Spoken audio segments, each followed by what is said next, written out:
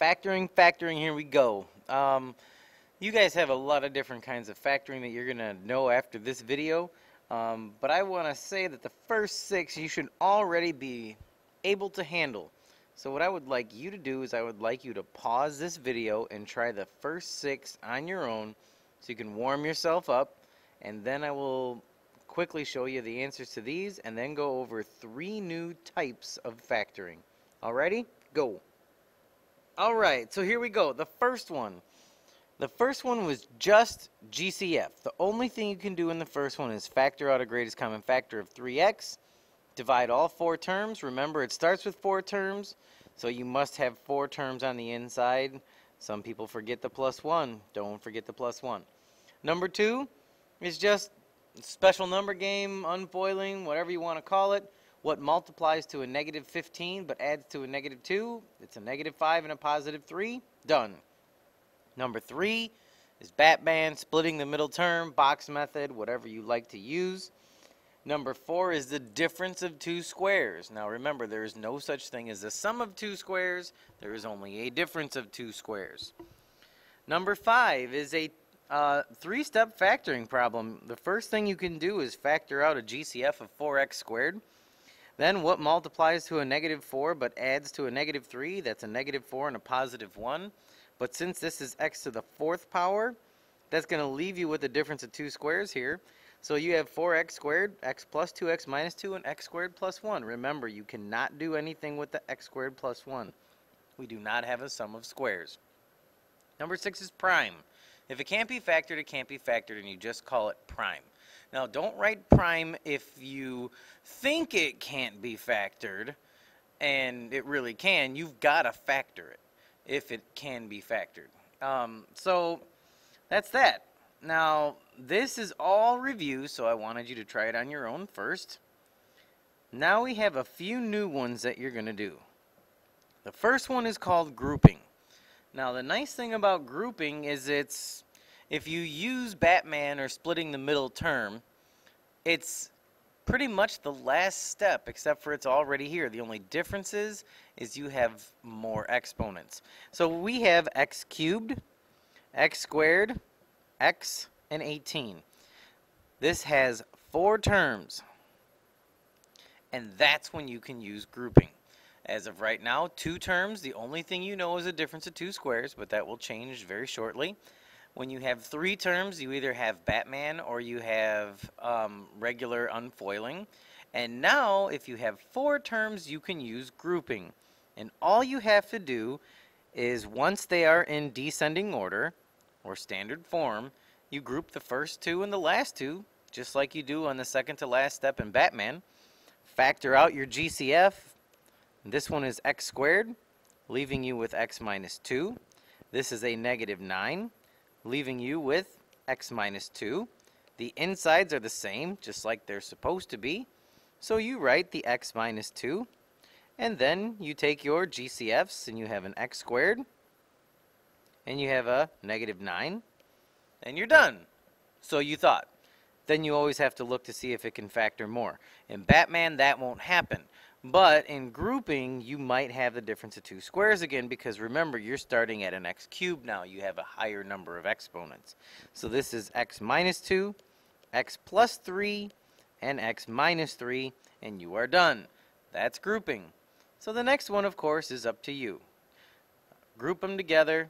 Try it on your own. So you should have 2x squared minus 5 and x plus 3.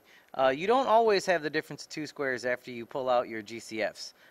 So that's it. You're done with grouping. Now we have 2 more you're going to learn today, and it's basically the same concept. It's called the sum and difference of cubes. So now you know that you have the difference of 2 squares. Well, now we're going to have the sum and difference of cubes. Yes, you can have a sum of cubes and a difference of cubes, where with squares you can only have the difference of squares. And they have a pattern. If you have the sum of cubes, it's plus minus plus, and then the rest is easy. And if there's a difference, it's minus plus plus. Notice they both will always have a plus sign last. They're always going to have a plus sign last.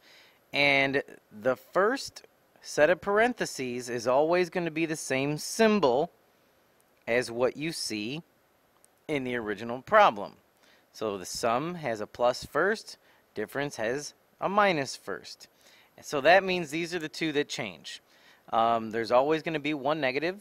So if you have the difference of squares or difference of cubes, it's minus plus plus. If it's sum, it's plus minus plus. So the AB square and all that, just leave that to me. It's very easy.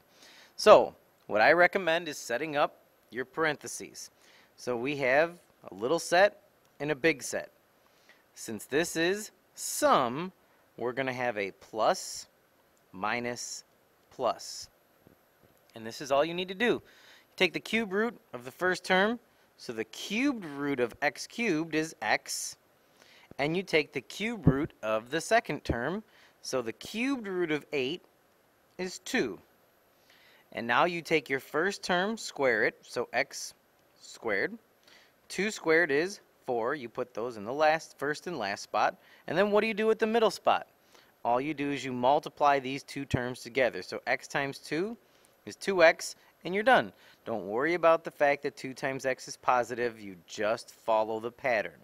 Plus, minus, plus. Okay? So number 2, I'll do one more with you, and we'll save the last one just for you. So we have 8, which is a perfect cube. X cubed, obviously, is a perfect cube. And 1 is a perfect everything. So it's minus, plus, plus is your pattern. So first, what is the cube root of 8? It's 2. The cube root of x cubed is x, and the cube root of 1 is 1. You take the first term and square it. So 2x squared becomes 4x squared. 1 squared is still 1. And then 2x times 1 is 2x. And you are done. That is the difference of cubes and the sum of cubes. So this last one is on you. The first thing you're going to have to do is factor out your GCF first. That will be very helpful because 16, x to the 5th, 250, none of those are perfect cubes. So go ahead, pause the video, and give it a try.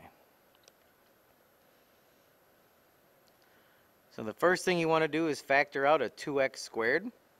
That's going to leave you with 8x cubed minus 125 on the inside. Now 8, 125, and x cubed are all perfect cubes. So you have 2x squared, and now set up your little set, your big set. It's the difference, so it's minus plus plus. What is the cube root of 8? It's 2 again. Cube root of x cubed is x, and the cube root of 125 is 5. First term, square it. You get 4x squared. Last term, square it. You get 25. 5 times 2x is 10x, and you are done. So now you have 7 different ways to factor. This is Longo, and I am out. Special shout out to Isaac because he's being really quiet while I make this video. See ya!